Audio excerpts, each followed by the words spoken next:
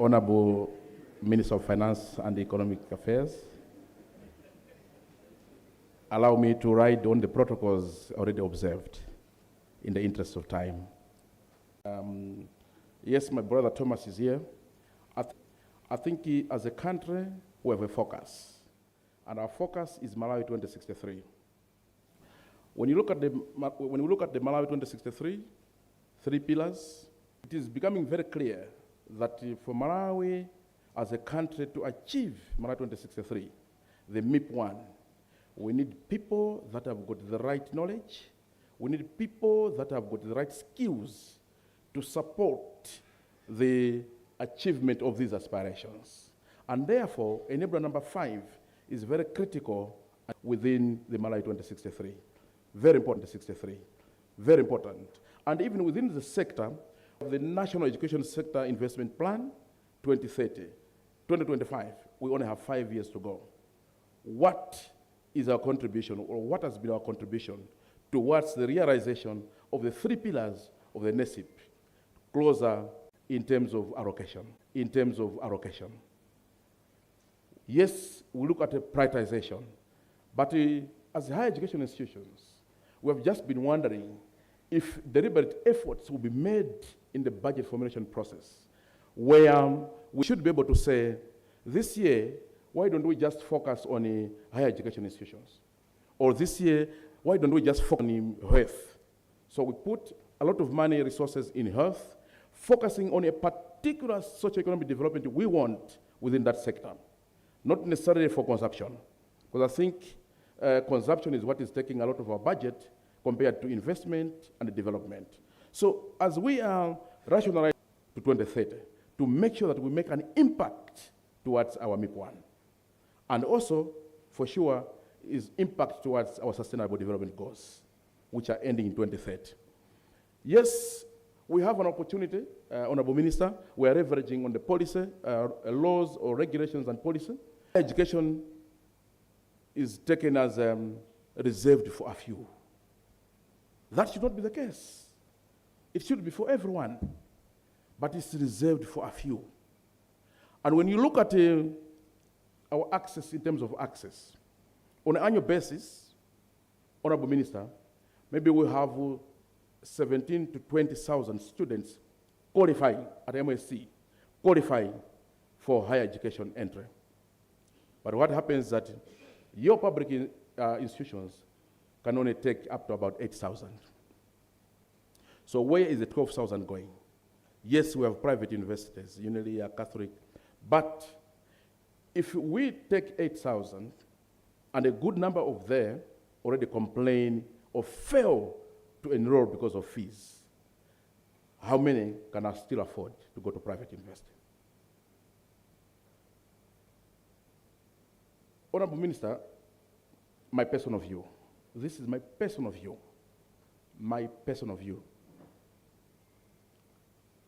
Let me emphasize again, Honorable Minister, my personal view. I am personally not an advocate with our economy as Malawi.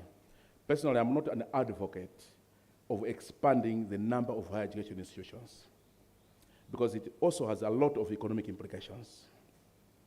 We are creating a lot of cost centers that are becoming, as time goes by, difficult to manage and difficult to support.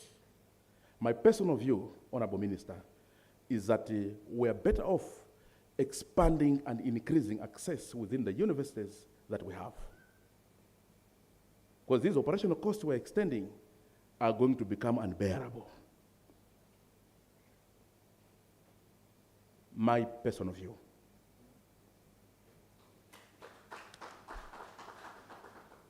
So, Honorable Minister, we need to increase access as well as student support, because we are talking about knowledge-based economy. This is what the Malawi 2063 is advocating. For us to do that, we need to increase access. We need to increase student support in terms of tuition. The Loans Board is doing quite well in terms of supporting students, and a number of students are being supported by Loans Board. And the rates have been increased, which is very good for our students. But Honorable, just tell you the truth, that on average, maybe still 150 to 200 students on an annual basis will still reserve their places because they can't raise fees to pay. You can imagine. That's the level of difficulty that these students are also experiencing. Apart from this massive support that government is already providing. So, Reverend Mura also touched on this. I think it's really still important that we consider that. Accommodation. Accommodation is an issue. Accommodation is an issue. But, Honorable Minister, we are shifting in terms of the operationalization of these hostels. Hostels are considered now as business. It's not a social responsibility. So we value the initial investment of having that hostel, but I want to tell you that in terms of operationalization, it's a business. It's not a social responsibility anymore. I remember we had a very good conversation with the PS Zimpita on this matter. And this is the reason why government has come up now with this massive support, building, constructing hostels across universities. It's a good investment, Honorable Minister, because once completed, the universities will be able to rake in something in terms of rentals from students. So that's a revenue cost in the long run, while in the meantime, it's an investment. And the learning environment, if we are talking about access, the learning environment must also be critically looked into. Currently, we are talking about ODL, open distance and e-learning. You may not need several massive structures, but investment in ICT, investment in these technologies will also be enough to support more students to access higher education. So the matter of internet ICT is important. Honorable Minister, let me also talk about the university's financing models. We observe that universities have depended on government for a long time, and that has created the intergenerational dependence. I remember then, even tax obligations, Commissioner General, we used to accumulate tax obligations with MRA and would go to Ministry of Finance, then, not now, to request for this support. And the minister would support, would bear out. There was this language, English, of bear out. So the Ministry of Finance will bear out, and then we take that money, we'll give to MRA. MRA will get that money back to Ministry of Finance. Ministry of Finance gets that money to the university for our salaries. Yeah. But we have seen over time that the government is really entrusting universities to start moving into self-reliance, sustainability.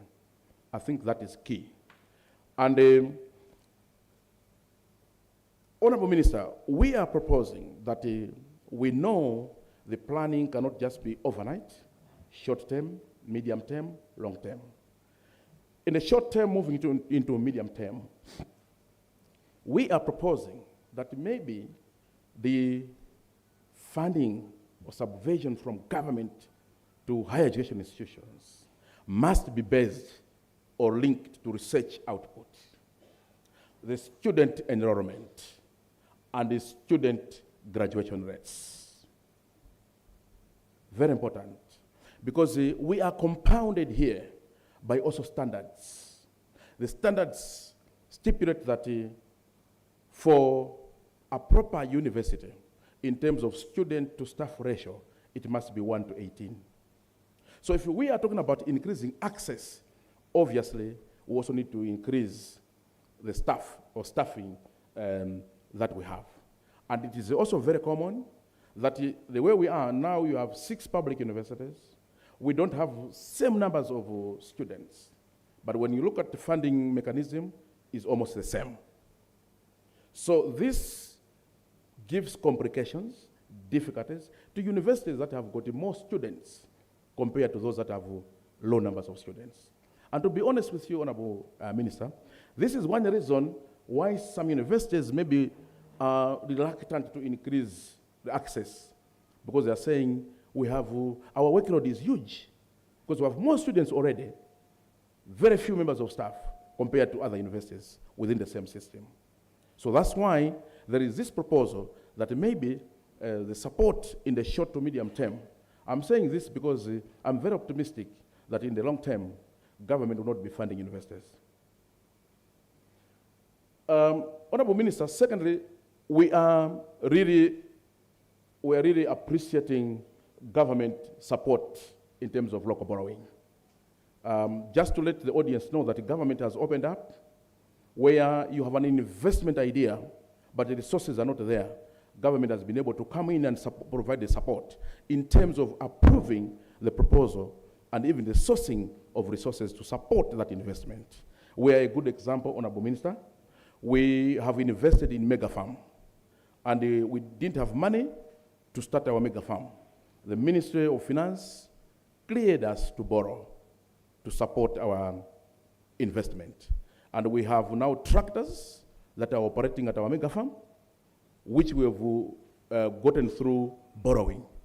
But at the same time, through the mega farm unit, we have been supported through a loan provision of inputs, seeds, fertilizers that we are using in the production of our mega farm. So this, to us, we feel is a very good opportunity for universities to start investing for future resource generation, rather than just depending on government. So for sure, Honorable Minister, of course I envy you with your mega farms.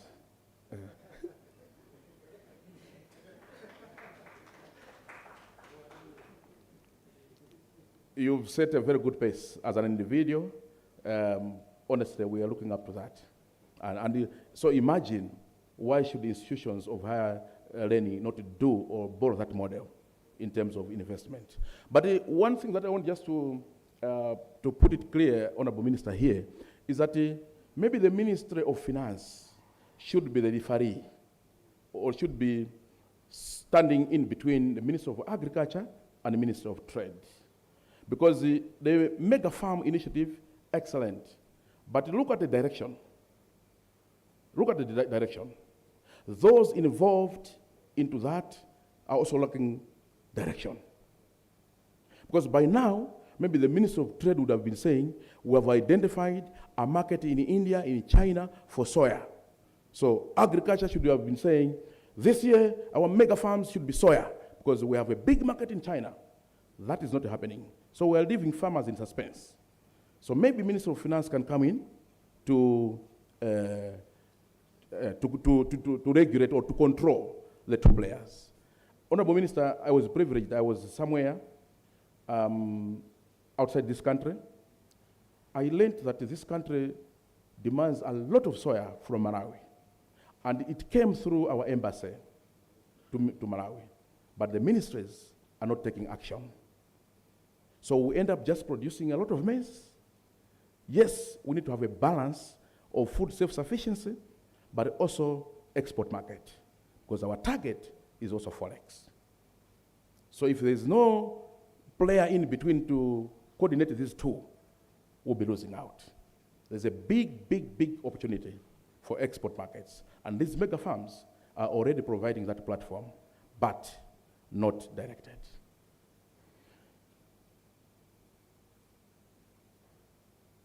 Honorable Minister, there's also a potential for energy production in this country. My brother, Mura, I think, talked about producing 1,000 megawatts in 2025. It's a tall order. Because currently, we are at less than 500 capacity of production, less than 500. Okay. And indeed, our president has directed that as a country, we need to produce up to 1,000 megawatts. That will also be important in supporting industrialization pillar within our Malawi 2063. There is an opportunity, a lot of players are coming into, and the Mzuzu University is one of them. Your Honorable Minister, we embarked on a project where we are now in the final stages. We'll be producing 50 megawatts of energy, of power, using solar at Choma. And we are very thankful to government, because it is government through His Excellency the President, Dr. Lazarus Makasa Chakwera, that linked us to a German investor, where we managed to secure 70 million euros for the construction of this solar plant. So these, Honorable Minister, I feel these are the initiatives that the government must really be able to support the operations of our systems. The tourism is also another niche area. Universities we visit outside, they've got big hotels, and making money from those hotels. Why not us? Why not us? We can get into that by investing, by you allowing us to borrow for the investment, not borrowing for consumption. Honorable Minister, the financial bills for higher education, we've seen that they have impact a lot of industry. I think that's a good approach in terms of supporting infrastructure development, rather than just depending on our limited resources that we generate locally to support such initiatives. So we recommend that, and we wish that they continue. PSIP. Last year, Honorable Minister, I also talked about it.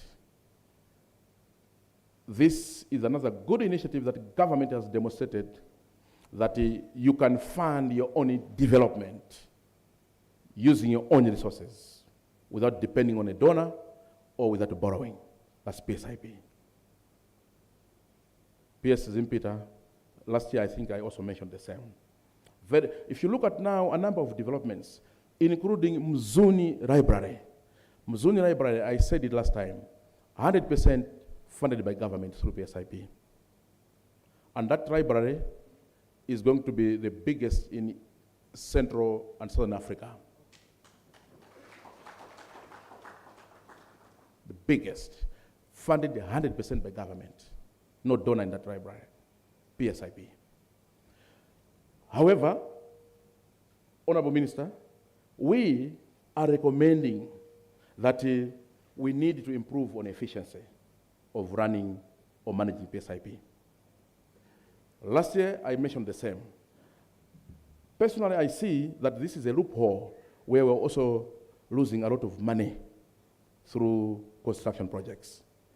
Because if a project is, for example, technical timelines are 3 years, maybe through PSIP, efforts must be made that that project be funded within that timeline. Because the moment you delay, there are a lot of penalties, interest that you incur to the contractor. And now I've just discovered why contractors are very happy with the government projects. Because they know it can stay 10 years without completion, and what they're going to claim in terms of interest and idle time is going to be even more than what was the original budget. So, Honorable Minister, we are losing a lot of money. A lot of money. And this money can actually culminate into another project, the money we are losing. And also, Honorable Minister, we are proposing through PS Zimpita that these PSIP projects, I think we also need to change the focus from consumption to investment, enterprise investment. Allow projects that tomorrow will be able to generate resources for that institution. Personally, I'm also another advocate that if we get that money and build an office complex, what are we going to generate from there? Why don't we put up something that is going to generate money, and from that money, in future, we can build the office complex. So that prioritization is also important. Yeah. Investment than consumption. Honorable Minister, the issue of PPP support, just to let the audience know that the government has also come in strongly supporting investments through PPP arrangements. And I was saying, where were we 20, 30 years ago? Because by now, we would have been owning these properties. Because normally in a PPP arrangement, they come through build, operate, and transfer. And when you look at the time frame for the transfer, maximum would be 25 years. And in Mzuni, 10, 25 years last year, we would have now a lot of structures there that were built and are built, operate, and transfer by now. Where were we? So we thank government for opening up that opportunity as well. And as I'm talking, we have embarked on the construction of hostels that will have 4,750 bed space at Mzuni through public-private partnership. And 20 years down the line, these will be properties of government. These will be properties of Moses University. Where were we? So, Honorable Minister, that's another good approach that we think universities are going to be sustainable financially. Honorable Minister, this is our advocacy. We are saying, help universities move from 3.0 to 5.0. Last year, I think I also mentioned the same. My colleagues may also have mentioned it. Very important. Zimbabwe, they've done it. Zimbabwe also has 6 public universities. There was a deliberate effort from government as one way of winning sustainability, a strategy. They constructed innovation centers across. So through the innovation centers, universities are able to generate innovations, technologies, and they're able to establish spin-outs, spin-offs companies, industrialization, and commercialize some of the products that come out of that. More importantly, are issues of patents. With an innovation center, you can be assured of producing patents. And patents is a good business, big business for universities. Big business for universities. Commercialization of the innovations, the technology that we have designed, we have developed. Honorable Minister, I can assure you, your universities are not going to be the same because there is revenue that they are going to generate through these processes will be able to outweigh what the government can provide. So it's also just about short to medium term investment. It's not just a 1 year kind of investment.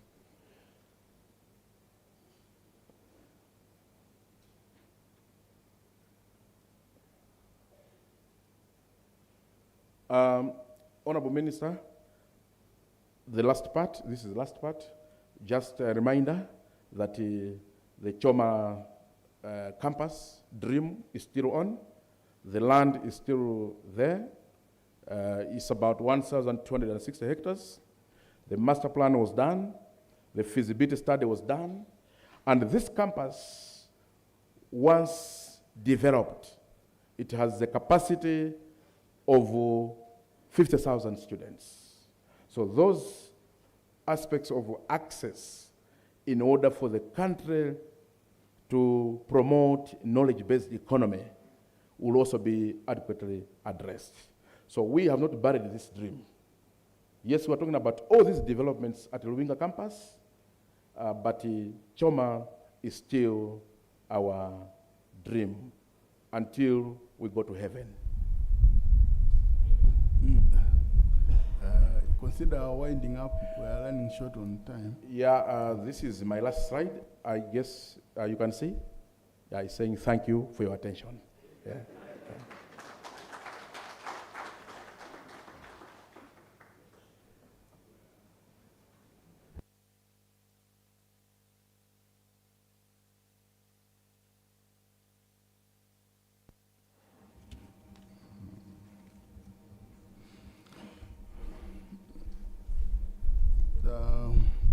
Thank you so much, Nzuzu University.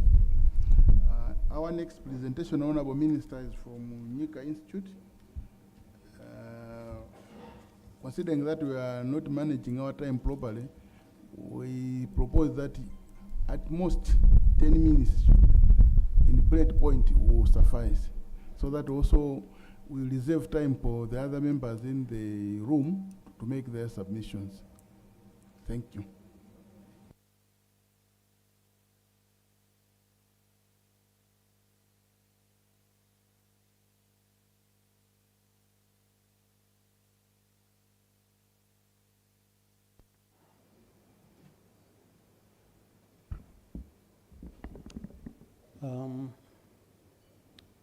Honorable Minister, representative of the Principal Secretary, and all of us colleagues, because of time, I may not really go into individual protocol as it were. Number one, Honorable Minister, is that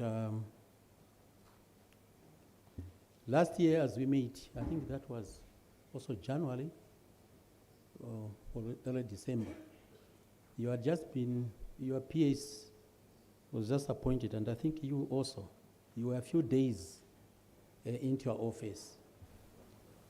And one of the things that some of us did mention was that we need to pray for you, both of you. And I think I wanted to repeat what I said last time, that being a Minister of Finance in Malawi is not all that easy. Being a Principal Secretary in that ministry is not easy. You've experienced it, you've seen it, you have felt it. We also feel, much as we are outside the ministry, but as observers, we sympathize with you. Two things.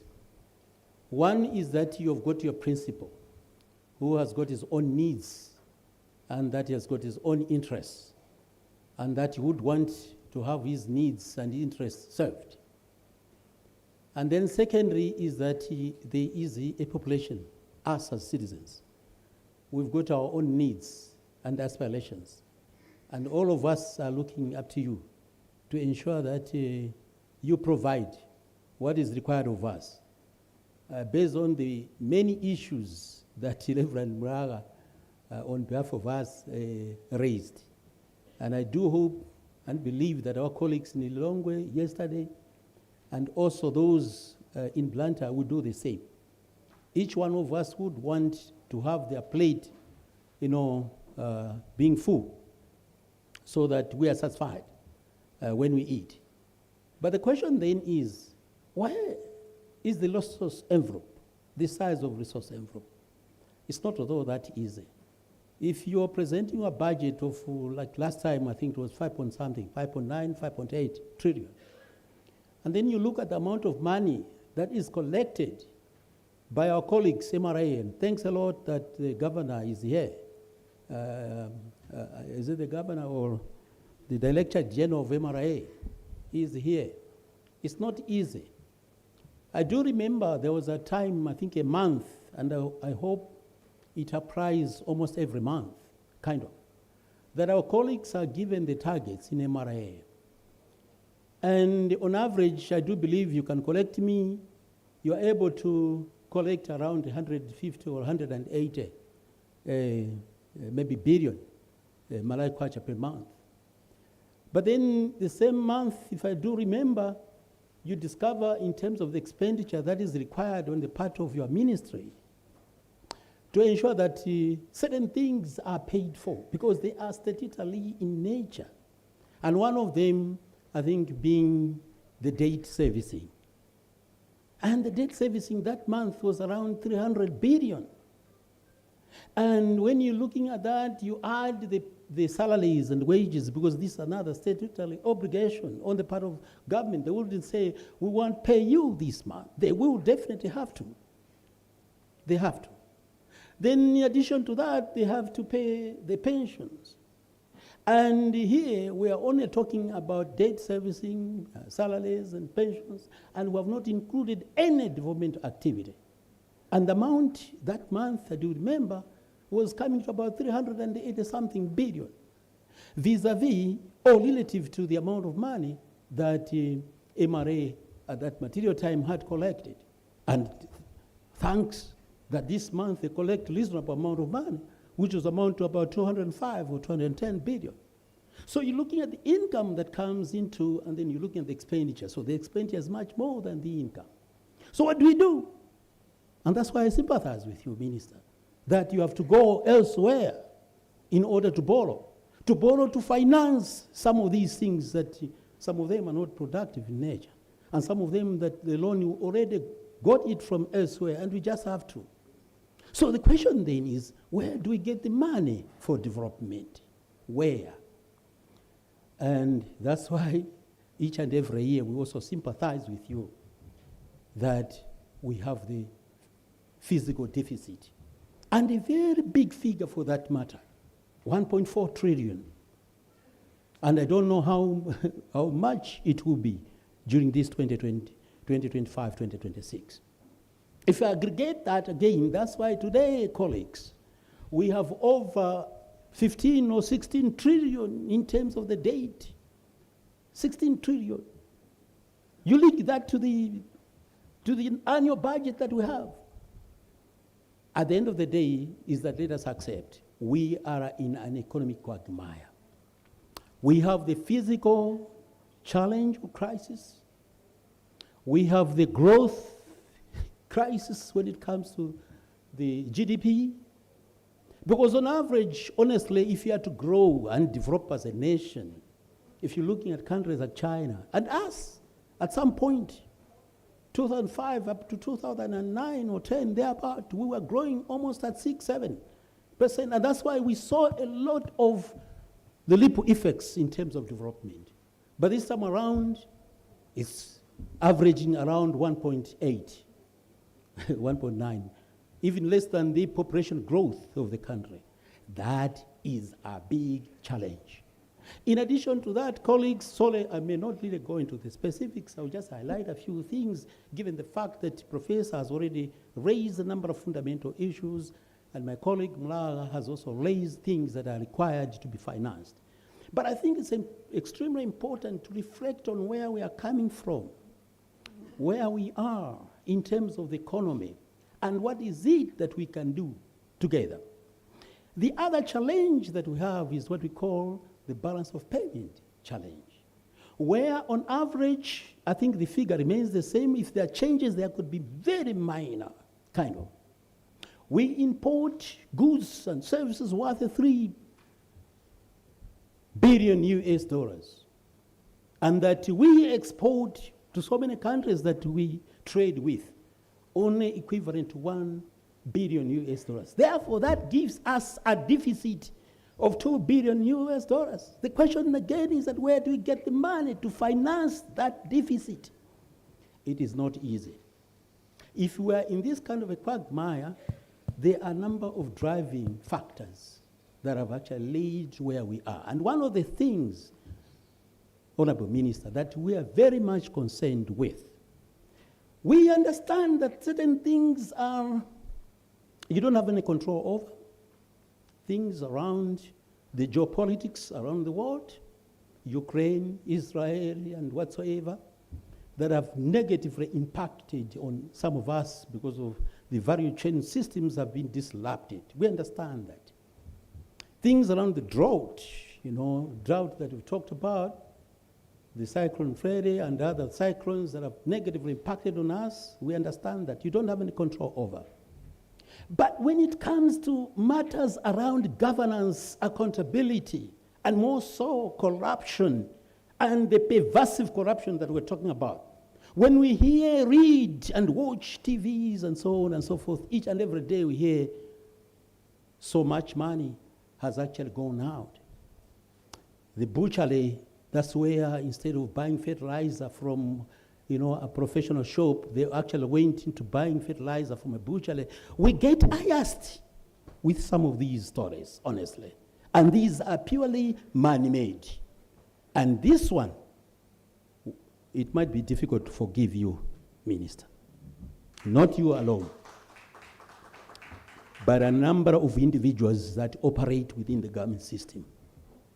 And if we were serious when it comes to the fight against corruption as a nation, we should have done something by now. We are very much concerned, particularly individuals like us who have been in civil society for over 30 years. We are worried.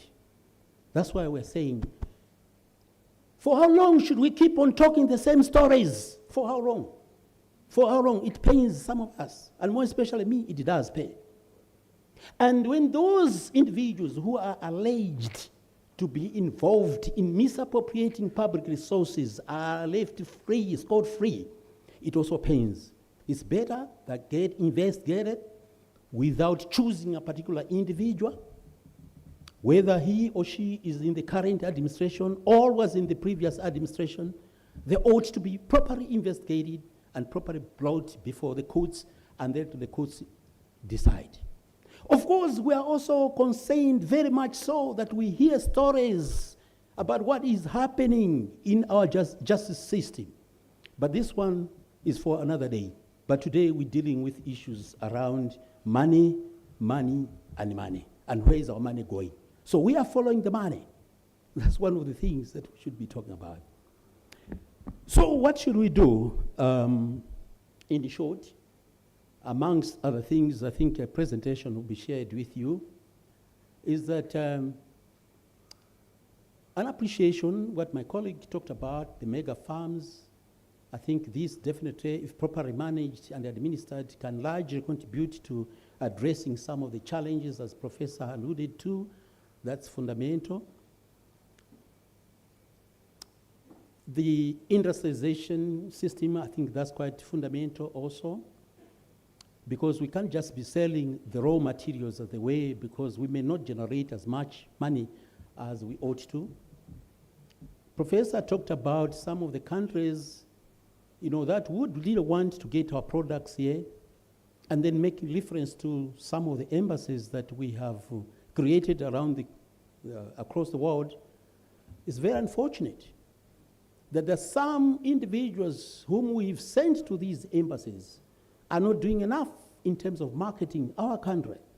And I think that's something that your ministry and your colleagues in government ought to do something about it.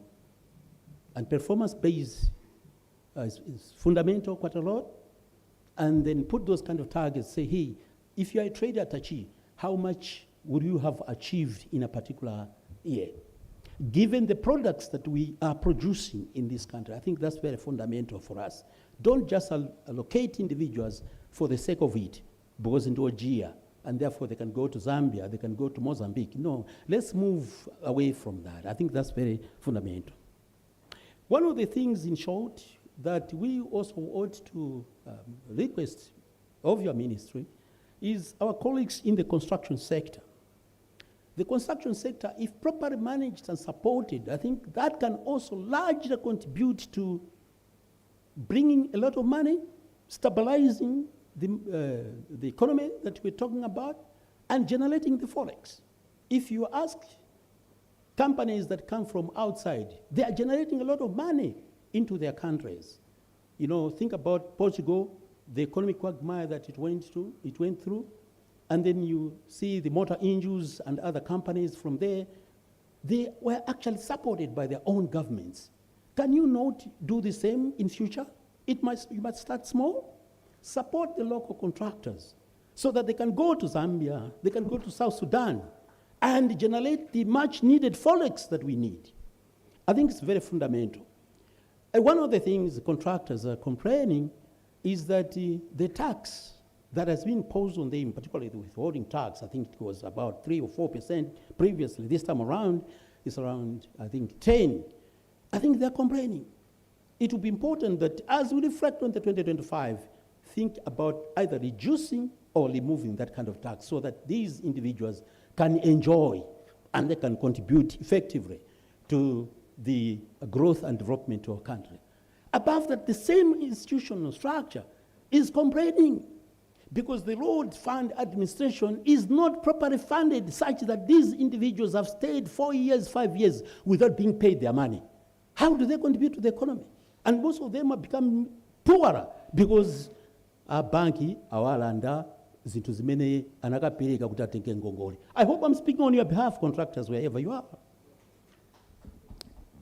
The other issue, the Minister, is the issue of the mining.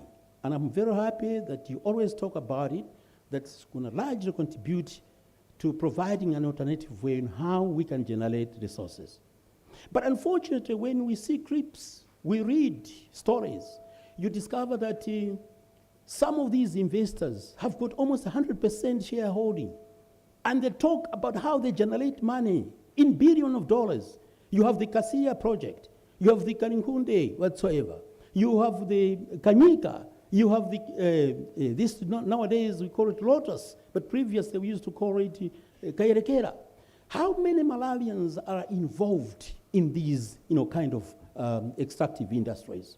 So I think we are pleading with your ministry and also government to ensure that let Malawians be involved, and that let Malawians also, when we sell these kind of products, but especially when extraction or production has started and the marketing of it, we need to take part in that and ensure that we have either a 51% or a 49% holding. Botswana is doing it. And if some of the contracts were wrongly signed or agreed upon, there's always room to revisit some of these contracts.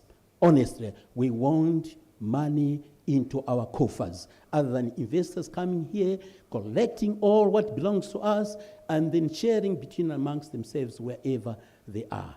I think this, for us, is an issue, and please consider it. As I've said, colleagues, would rather hear more from you, but I think these are some of the issues that I wanted to highlight with you, and I shouldn't really go into the specifics, but much appreciated for listening to me. Thank you.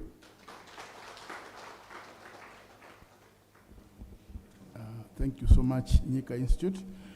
Next, Honorable Minister, will have a presentation from the Malawi Local Government Association, and the presentation will be made by the Chief Executive Officer of the Blantyre City, who is also an executive member to the association. You have the floor.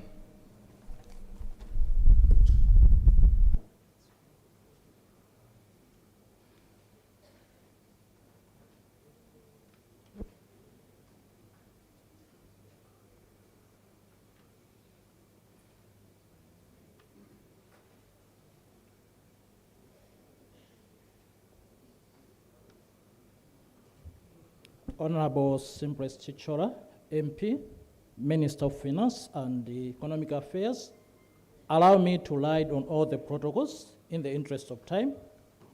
I stand here to make a presentation on behalf of the Malawi Local Government Association, an umbrella body for all local government authorities in Malawi. I know we are running short of time, so I'll try to be very brief, but at the same time picking up the key issues that we are to present as the local government authorities. Honorable Minister, allow me to begin with by thanking the ministry for giving us this opportunity that we can make a presentation that highlights the key issues that we believe have to be accorded to the local authorities if we are to really meaningfully contribute towards the development of the country. Just for a start, we would want to thank the ministry and your officer specifically for some of the benefits that we have had in the 2024-2025 budget, which are emanating from the pre-budget consultation meetings that we had last year. Just to highlight, one of the issues that I want to focus on is the issue of the devolution of the Health Rehabilitation Fund to the remaining 23 councils. It's something that we had requested, and we actually got the commitment from your office, and currently all the councils are benefiting from the Health Rehabilitation Fund, which is a remarkable achievement or a takeaway from the pre-budget consultation meeting that we had last year.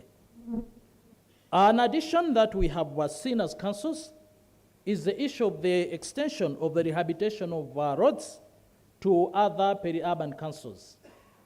In the past, I think it was ending at the 4 city councils, namely Blantyre, Lilongwe, Nzuzu, and Zomba. But in the just ending financial year, we have seen this being extended to other peri-urban councils, namely Dedza, Amawe of Salima, and the other peri-urban councils. This is also a takeaway from the pre-budget consultations that we had last year, and we thank your office for this consideration. Just to indicate, to show commitment from the government that you are really committed to ensure that the local councils are able to perform without challenges. We noticed that when the mid-year budget review session was in progress, the local government authorities' budget remained intact as it was in the initial presentation that you made when you were presenting the budget. This is also a remarkable contribution or achievement on our part, because knowing the path that the country went through in the past financial, or in the just ending financial year, we were a bit worried, thinking that there are going to be some cuts to the budget. But you lived by your word and you supported the councils by ensuring that the budget still remained intact. This is something that we really want to thank your officer and all the relevant technical officers that are guiding your day-to-day work. In the interest of time, I would not want to belabor the audience much on the mandate of MAGA, but I want to just to summarize by indicating that the Malawi Local Government Association is there to advocate, or it's an umbrella body for local government authorities in Malawi, which is actually established by the government, and therefore it's a partner for the government.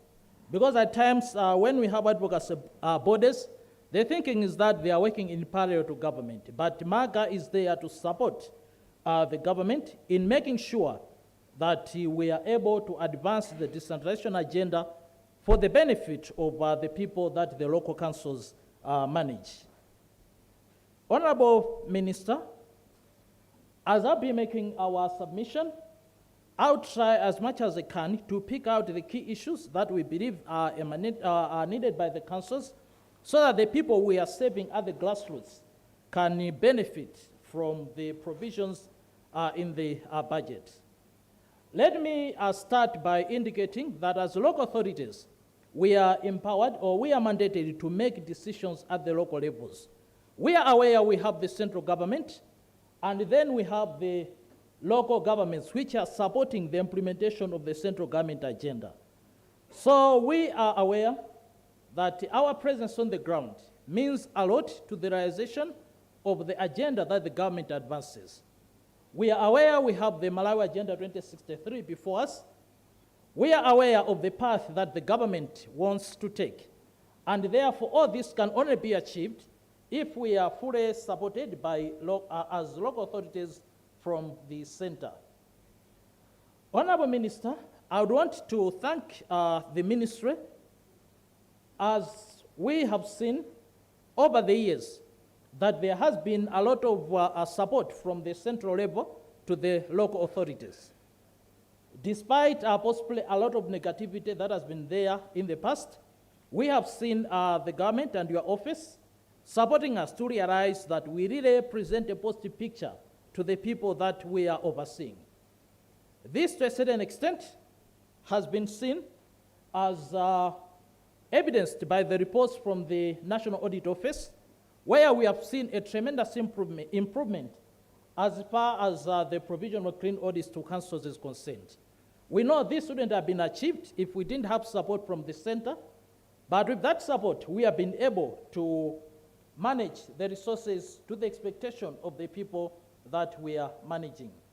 We are aware that despite the meaningful, or despite the tremendous progress that we have seen, there are still some gaps as far as the provision of the necessary resources to the local authorities are concerned.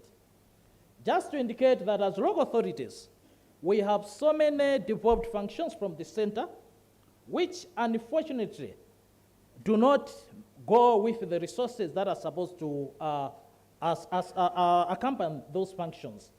Let me indicate that we have seen most of the times the resources being retained at the center, only the function being devolved to the local authorities.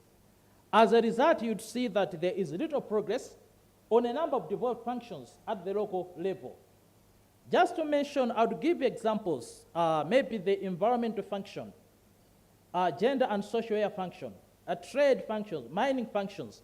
You notice that there's little activity at the local level. Why? It's because that function is not accompanied by the resources to enable the officers carry out that mandate.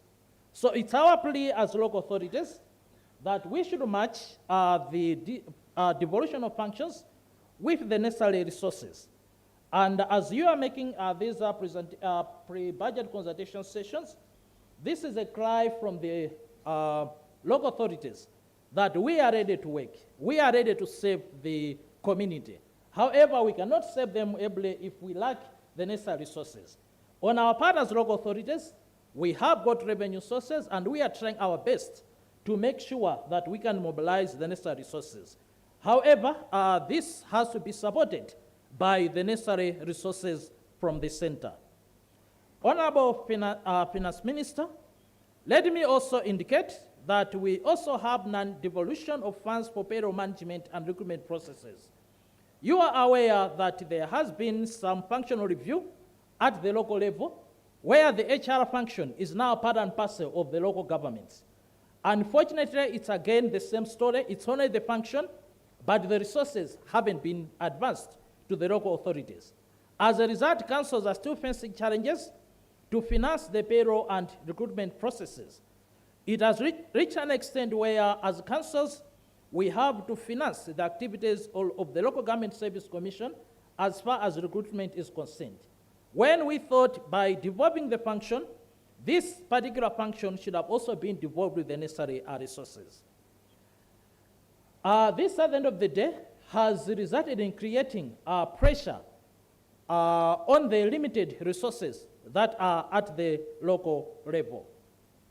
Again, Honorable Minister, in terms of sector funds, we know that, as I've already indicated, that there's so much that has been devolved, or there are so many sectors that have been devolved to the local authorities.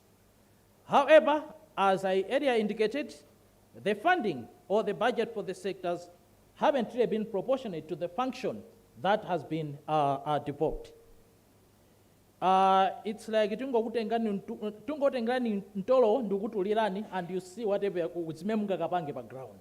But we believe that there must be a balance because you can meaningfully carry out the task if you have the necessary resources. Honorable Minister, you may recall that during the 2022-2023 financial year, there was an amendment to the Taxation Act that actually provided for councils to not to issue business premises license unless the business person submit a tax clearance certificate.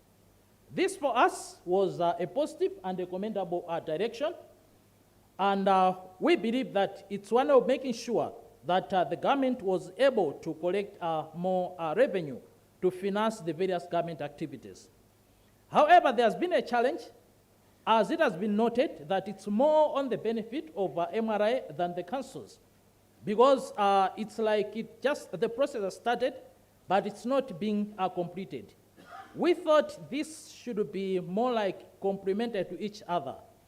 Our understanding is that the business persons who seem to have not complied with the requirement, we should make sure that at least to a certain extent, there must also be evidence that there has been tax clearance at the local level.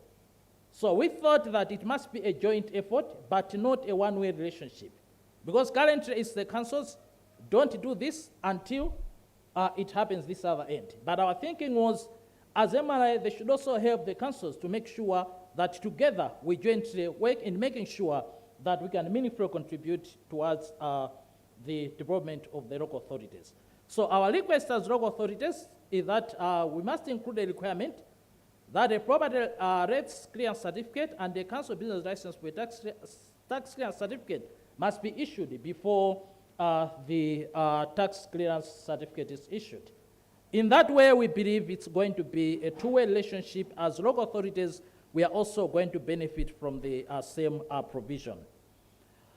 Honorable Minister, you are aware that the Local Government Act as well as the National Decentralization Policy, also provides for seeded revenue, which for so long hasn't been operationalized.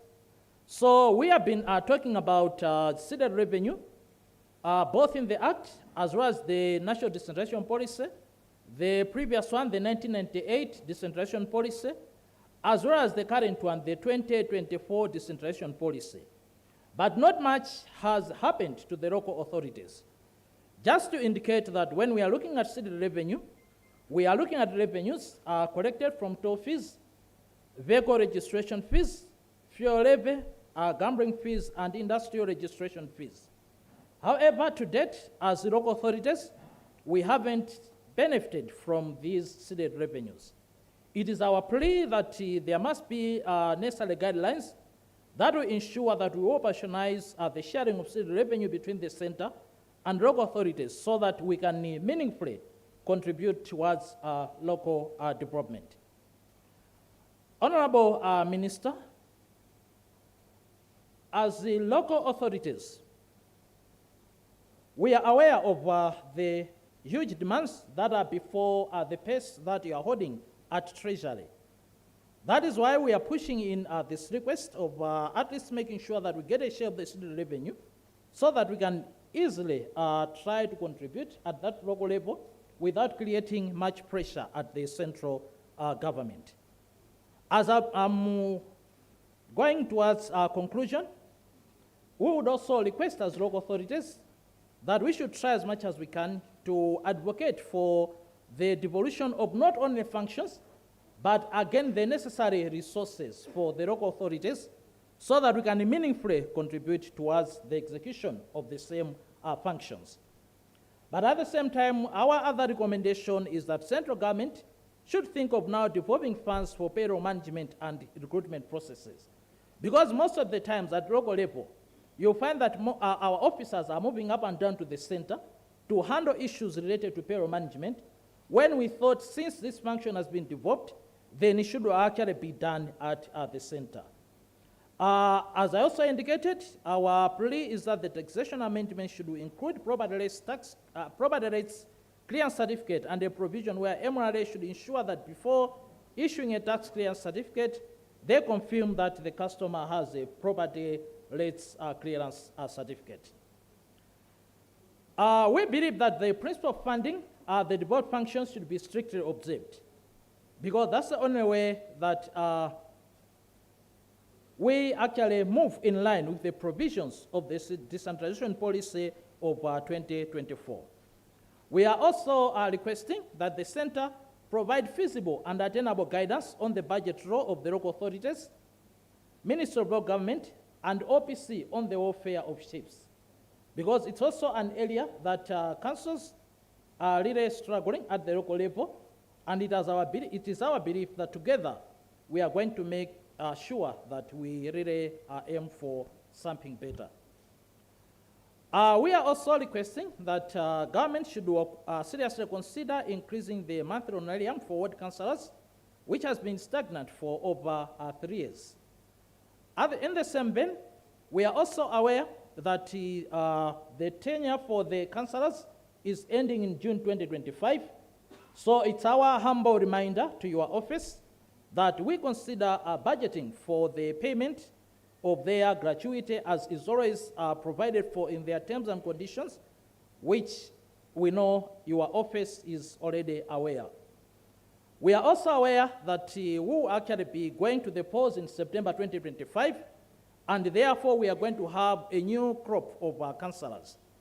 We have noted at the local level that mobility has been an issue, so we'll continue requesting your officer that we consider making a provision for a waiver of taxes for the councillors to enable them carry out their duties on the ground. If we are to strategically position the local government authorities as key actors in the economic recovery and attainment of Malawi 2063, we request that the local government authorities members are motivated to provide meaningful and constructive oversight role to the Secretariat. As we continue commending the government for partially decentralizing the drug budget. The 10% developed so far has proved to be very instrumental in improving the health service delivery. However, we believe 10% is not adequate, and it's our humble request that we consider developing about 50% of the drug budget to the local authorities to ensure that there are swift response to the needs of the health sector at the local level. I should also thank the Minister of Finance and your officer that as a councils, we have noted and appreciated that the Infrastructure Development Fund as well as the District Development Fund have only remained the funding windows which can be used by the local authorities in a way that represent the needs of the local authorities.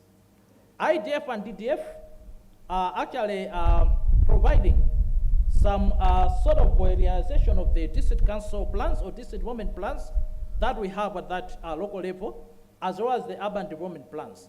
And we therefore believe that there must also be consideration in increasing the provisions of the Infrastructure Development Fund as well as the District Development Fund. I know our Reverend, when he was making a presentation, I think he showed something to do with a school. We believe if we have enough resources under the DDF, I believe next time we shouldn't be standing here and complaining about that, because that can be handled at the local level. So it's our plea that we consider increasing the provisions of the District Development Fund as well as the Infrastructure Development Fund.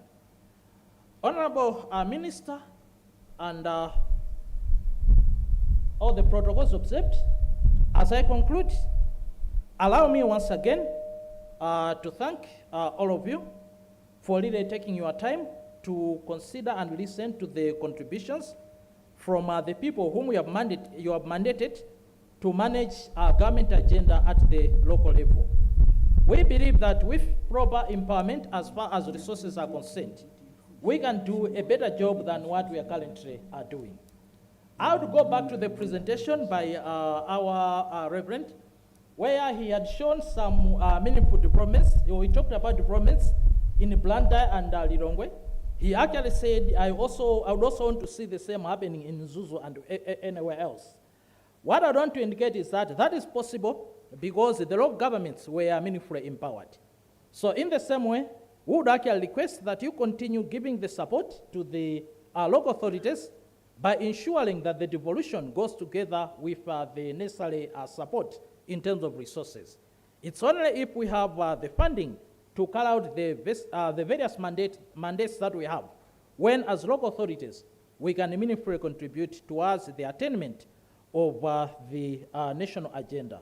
So, sir, we wish you well as you be formulating the 2025-2026 budget, and it's our belief that the local governments are really going to be at the heart of your office. Thank you so much.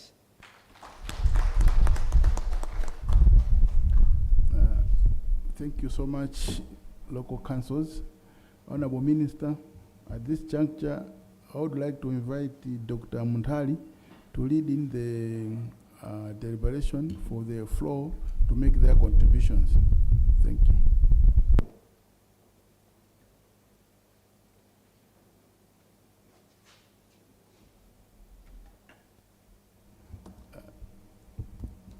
We'll have a maximum of 30 minutes for this session.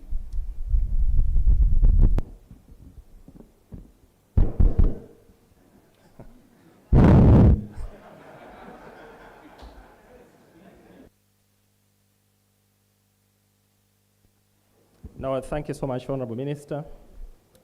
In the spirit of one Malawi, one people and one nation, all protocols observed. I want to, I think, request the audience to give a big round of applause for all those that have made the presentations this morning. I think they've highlighted very pertinent issues, and I so believe that they've spoken for a lot of some of you. So when you are going to intervene in the discussions, when you're making your proposals, suggestions to the minister, don't waste time to say what they've already said, because we don't have much time. We have 30 minutes, and we want to maximize that time. Suffice to mention that we all need a good quality of life. That's what the budget is supposed to be looking at. But for us to have that good quality of life, we also need to be able to suggest where do we get those resources from. At the same time, where do we prioritize the expenditure of those resources? And perhaps how do we make sure that we cut off on certain areas where we think there's waste? And I think you stand in a very good position to advise the minister so that when he and the team is crafting this particular 2025-26 budget, it is talking to the good life that Malawians need across the whole country. And so, in the interest of taking as many suggestions as possible, I will be allowing that you just pick on your topmost suggestion, your topmost proposal. So if you have 3 or 4, just pick on your topmost, so that we get to hear as many of us making contributions. And we'll also limit as much as possible to around a minute, so that you be to the point. So don't say, by background, I also want to give a preamble. No, we don't need that. Just go straight to the point. The minister is all ears, and we will be taking notes from the technical team. The Minister of Finance officials are here. National Planning Commission is here, so we'll be taking notes to make sure that nothing that you say here is lost. Take note that the idea is to get these proposals because we don't expect to be responding to the issues today. The minister and team will take time to reflect carefully once they get back to base, but he and team might be willing to provide clarity where there's need, not necessarily responding to the issues that you're putting forward today, because a lot of them are pertinent. In any case, never, don't withhold your inputs, because it could be a transformative idea. So don't think your idea is useless. Please highlight it, bring it out, and then we'll take note of it. So let me get the first hand. I'll try as much as possible to balance with gender and youth and the elderly. So,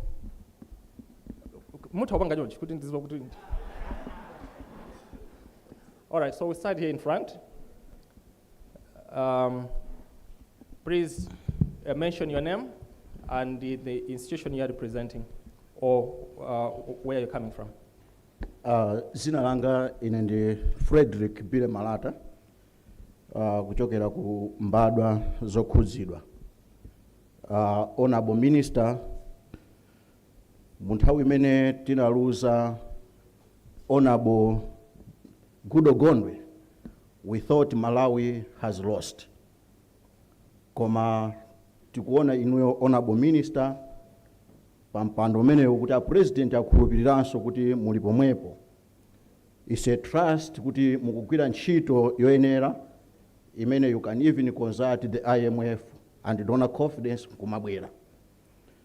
Koma ineyo chimene tikufuna kunena ndichonera kuti ma meeting onse amene akumachitika ma boardrooms, all the PhD, the doctors and the like, onse wakulira kunena kuti chuma cha dziko lino chikhale chokhazikika. Koma politics imene ikuchitika mu dziko lino la Malawi ndi imene ikumasokoneza kuti timafuna tikangomaliza zisankho lero ndi kuti mawa tiyambeso zisankho zina. Kotero kuti corruption imene yakhala ikuchitika mu dziko lino ikupangitsa kunena kuti chuma cha dziko lino chisamakhazikike. As a result, ena kumabwera ndi kumapangirapo the campaign the government. Ndimafuna ndiulule pano kapena kuti nding'alule pano kunena kuti pali anthu amene ali ndi magalimoto very luxurious amene amawamangira mpanda nyumba yomweyo yogonayo ndi kuyimanga mpanda galimoto ndipezeka mkati mwa nyumba yawo kudikira kuti pazabwere president amene azawateteze then azayituluse galimoto. Pali anthu amene ali ndi chuma cha nkhani chimene achikumbira pansi sikumaona ngati ndi chitsime koma mkatimo muli ndalama. Ndimafuna ndikupempheni honorable minister. You've got 30 seconds. Yes, mafuna ndikupempheni honorable minister kuti muganizire mwina kusinthanso currency yathu imene ilipo kuti ndalama zimene azisungasungazi zitabwerera ku reserve bank kuti chuma cha dziko lino chibwerere mchimake. Number 2, ndimafuna ndipemphe honorable minister kunena kuti tikumanga anthu oba nkhuku mbava zenizeni zili kunja kuno. Ndeti kumadyesa akuba nkhuku aja mamawa kuwapasa chakudya, kuwapasa magetsi, kuwapasa china chilichonse chifukwa chonena kuti iwo ndi osauka pamene olemera amene aba chuma chathu ali kunja kuno. Kotero kuti ena amanena mu parliament kuti konzani ma prison amafuna kuti azikakhala pabwino ndi chuma chawo. Timafuna tikupempheni kuti taganizirani kuti amene ali ma prisoners oba nkhuku aja atachokako kumene kuja kuti azikagwira ntchito kuma community cholinga chonena kuti kumene kuja kukhale mbava zenizeni. Thank you so much. I think you've made your point. Yes, yourself, and then we'll go next. As usual. My name is Martin Kumwenda. I am a resident of Mzuzu.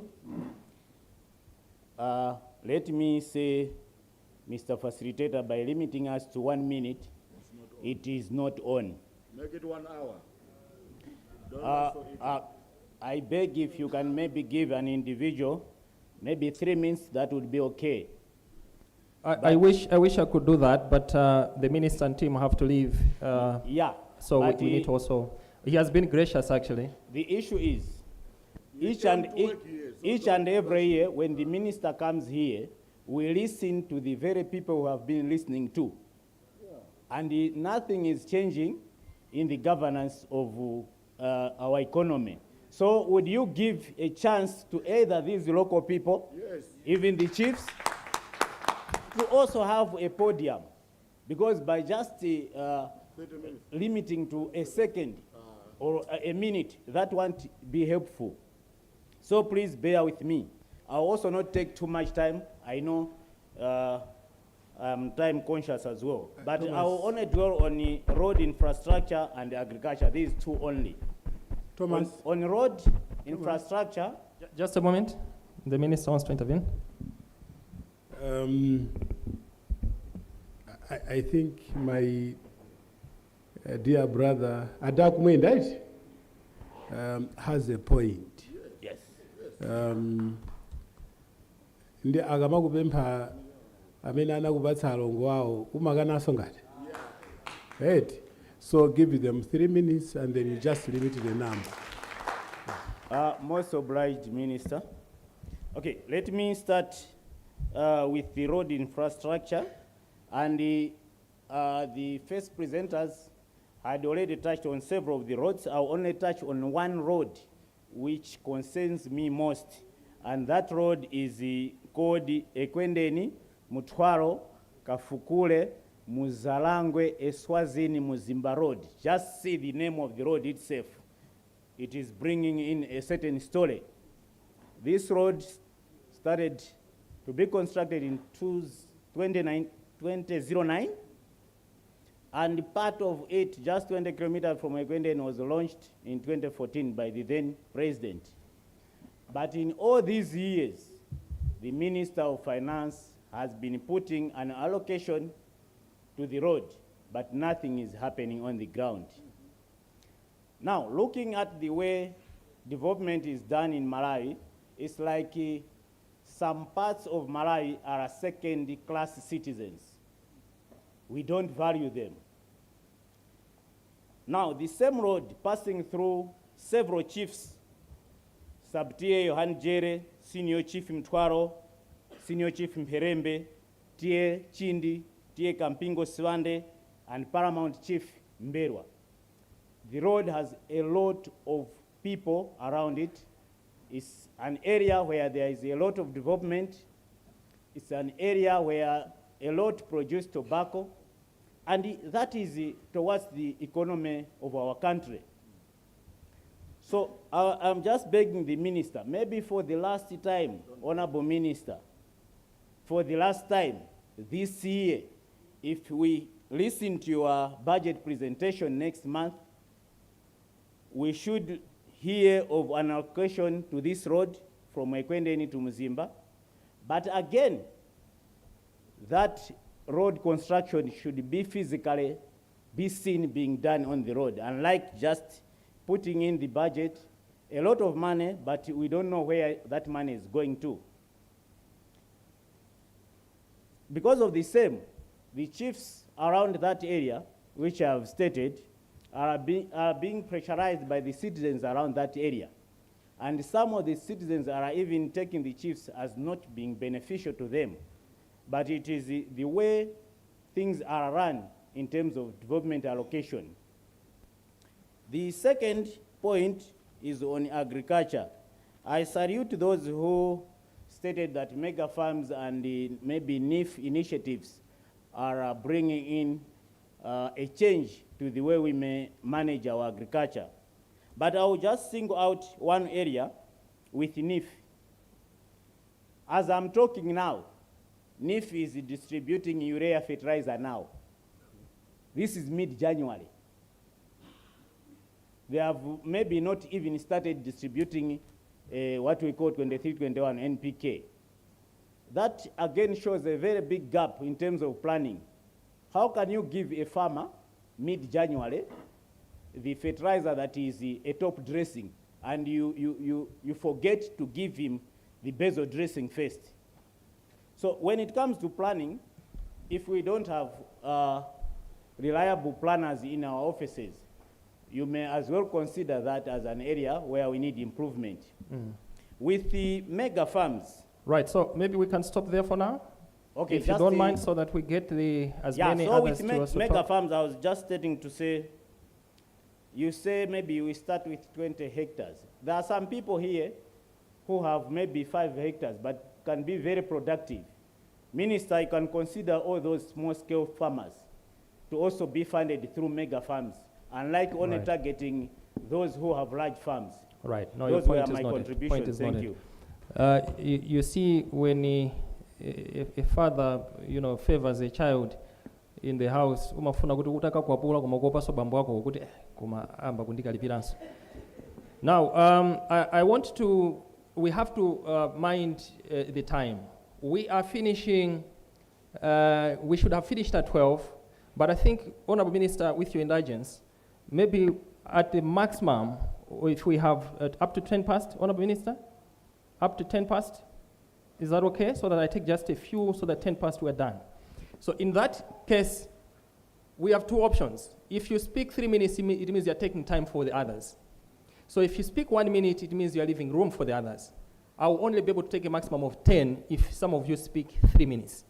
So please reserve the time for your colleagues. Yes, there, Charles.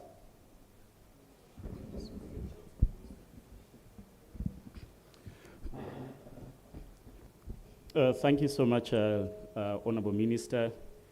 I have a few questions that you may need to assist me. Pick on your one most important one. Yes. Where are we with the MDC? Which you very well understand as a vehicle that we have been talking about. And then quickly, Reserve Bank Governor, on the recent restrictions on Forex, particularly the most recent one, in which you have instructed government institutions to transfer the FCD accounts to Reserve Bank, and also directed that all those with the FCD accounts, automatically or within 48 hours or so, transfer those resources. I want to understand the rationale behind it and the implications that we are creating, with this very restrictive, policy. The last one, is also just to... Charles, I hope you are going to be very brief with that because we want to take as many, please. Yes. There is a proposal, Honorable Minister, that we've been talking about ADMAC reforms. If you are talking about commercialization of agricultural sector, the state must provide the leadership, and the ADMAC really is a very strategic institution. But we know that capitalization or recapitalization of ADMAC remains critical.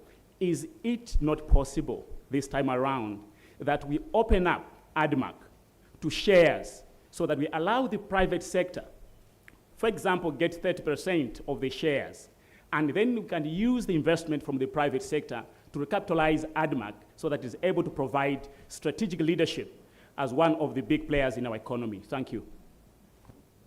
Thank you, Charles. Can I have a lady? This side, please. A lady? A lady? Yes, please. Stand up.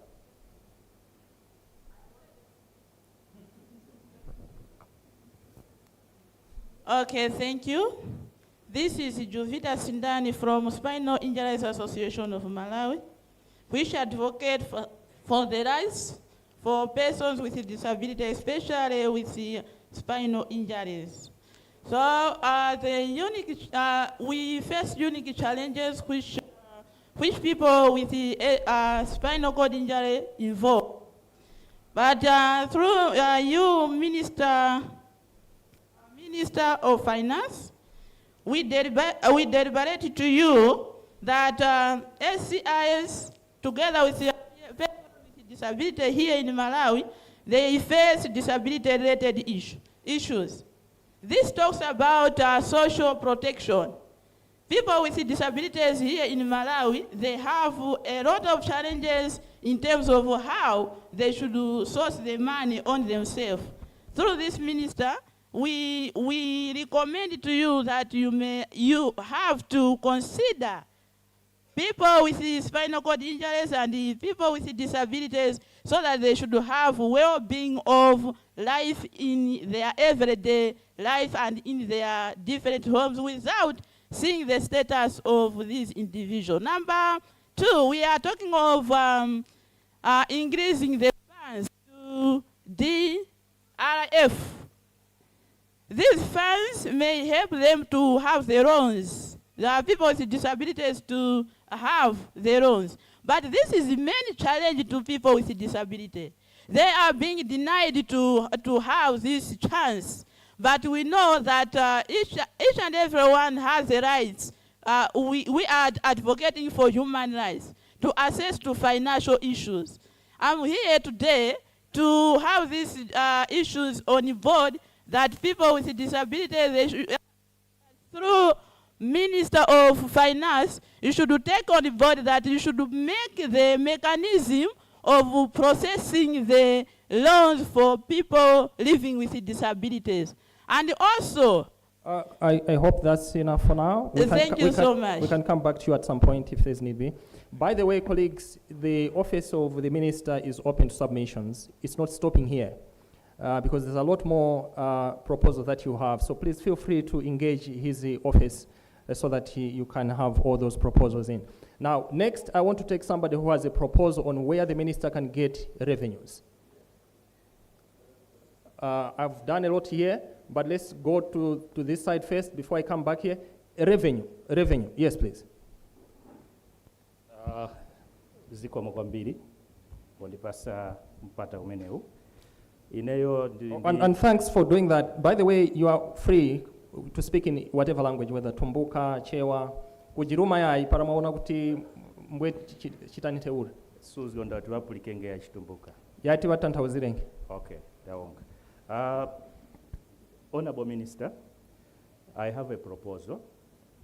Kumene munga peze ndalama. Proposal ya mbirira ndia kushita introduce tax pama salaries, president, vice president, ministers, MPs. That's the first proposal. Second proposal, I remember in the same house last year, ndinanena apo zoti pali ma businesses yena, especially amene ali owned ndi anzathu aku West mumphepete mwa nyanja yathu ya Malawi. MRA sitolera msonkho yokwanira chifukwa ambiri alendo amene amabwera kunoko they pay ndrama kumaiko akwawo chifukwa ali ndi ma accounts and